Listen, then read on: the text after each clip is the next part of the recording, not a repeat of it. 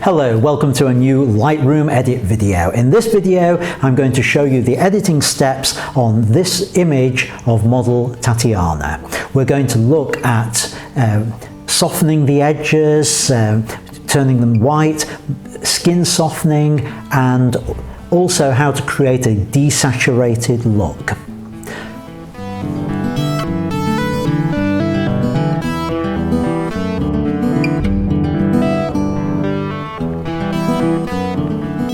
Hello, I'm Ian Butterfield and welcome to another one of my Lightroom edit videos. If you're new to this channel, please hit the subscribe button and click that all important bell so you get notifications of when new videos are available. Right, let's dive into the edit here.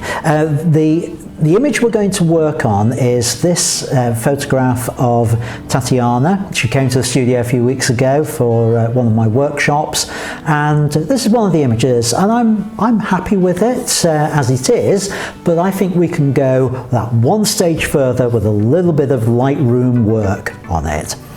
So first of all, looking at the image, there's a few things I want to check. Now, when I'm working in the studio, I always set the white balance to flash in camera. So that is the correct white balance. However, I do know that what the camera thinks is flash white balance and what Lightroom thinks is flash white balance are slightly different. So let's just have a look at what Lightroom thinks. And you can see there's a slight shift there. It's a slightly warmer tone. It's not much in it, but there is that slight shift there.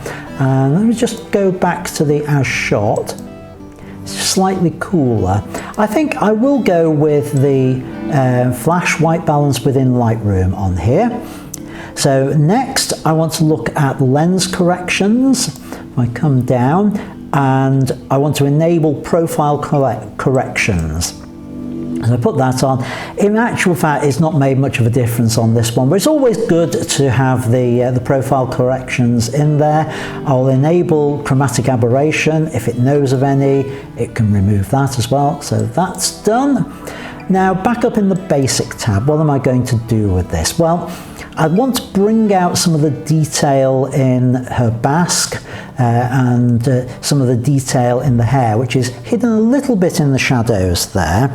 So I'm just going to bring the shadows up, bring them up to about 30, 31, that sort of area. Yeah, 30.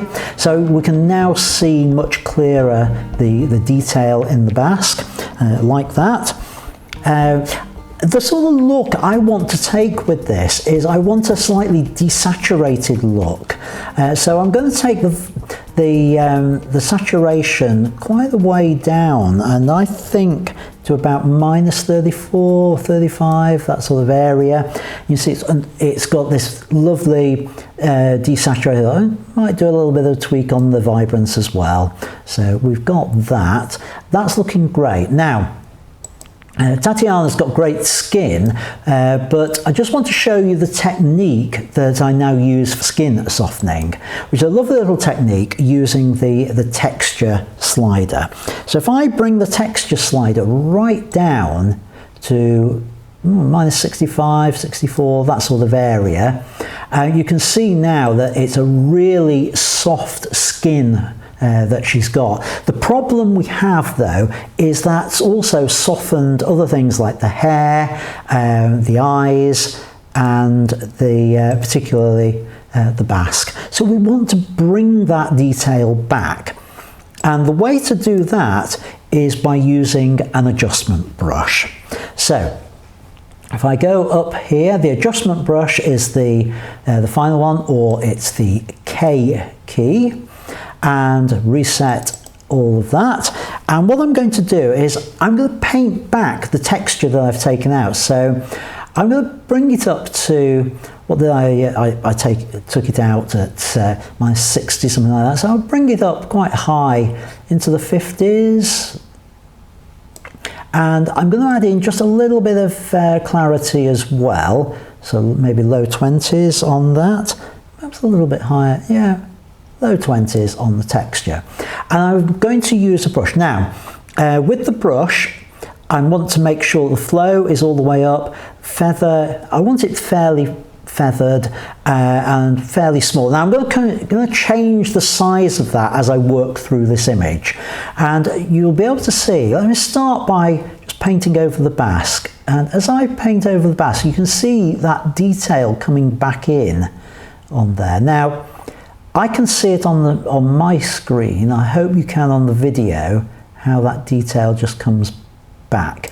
And if you want to see where I've painted, if I put the overlay mask on, which is the O key, you can see this red area. I'm going to zoom in on her face because I want to get that detail right. So hold down the Shift key and zoom in, and with a fairly small brush I'm just going to go over the eyebrows, and if I take the overlay off you'll be able to see the difference that this makes. So if I just hold the space key, move along, if I do the other eyebrow you'll see what I mean. You can see how that darkens it up, brings all that texture back, and over the eyes as well, just bring the eyes back in, the texture and the clarity on that. I tend to do just a little bit around the nose as well, and particularly around the lips, and you can see how that's worked to bring that texture back. I also want to do the hair, so just bring a much larger brush. I'm using the scroll on the mouse to change the size of the brush, and I can just start painting that back in. You can see how all that texture is now nicely coming back on the image, round the hair. Again, Shift space bar, and I can drag that around to find the sections I need to paint back the texture. I'll have some texture back on the ear as well. That's looking nice. And finally round this sort of area as well, right round on the hair that's coming out the back there, and just a little bit on the hands as well. Just bring the texture in around the fingers on there, and zoom out. Now down here on the duvet that she was on and the rose petals that are on here, I'd like to bring the texture in there, so I'm just going to paint that over just around some of these folds and round the edges, a little bit round here, just so that we've got that in. So we've now brought all that in on the image.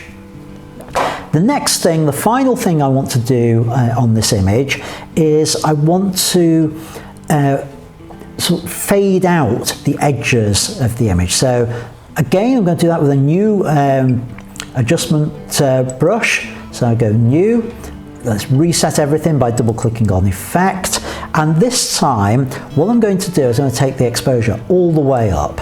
I'm going to take the highlights all the way up, the shadows all the way up, and that's the brush I'm going to work with. However, what I am going to change is the flow. I'm just going to bring the flow right down to about 30%. And what that does, it means when I paint, I'm only painting 30% of the effect in any one go. So I can build up the whiteness in areas, so it's much easier to do. Next thing I'm going to do is I'm going to make sure I've got a good feather, so at 100, and I'm going to work with a large brush. I want a really large brush. I'm going to do it, I'm using the mouse scroll to get, and generally for a lot of this I'm just going to be working with the feather section of it as well. So I'm now just going to start painting along the bottom here, and you can see it's starting to lighten it up, and the more I paint over, the more that disappears. So I go along, and you can see my cursor's right down because I just want this very slight fading out at the edges of it, and that's more or less got it. And if there's a little bit that's a bit much sticking out here that I don't like, I can create a smaller brush and just paint over that until it goes, and that just starts to fade it all out, fading round, softening it all out round here. And I would say that's just about how I want that image. Okay, so let's have a look at the before and after on this.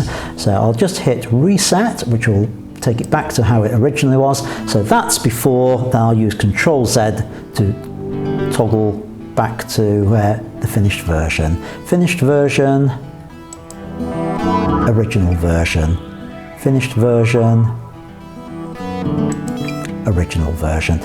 And hopefully you agree that that desaturated look is a nice effect for this particular image, and I hope you found the editing steps in this really useful.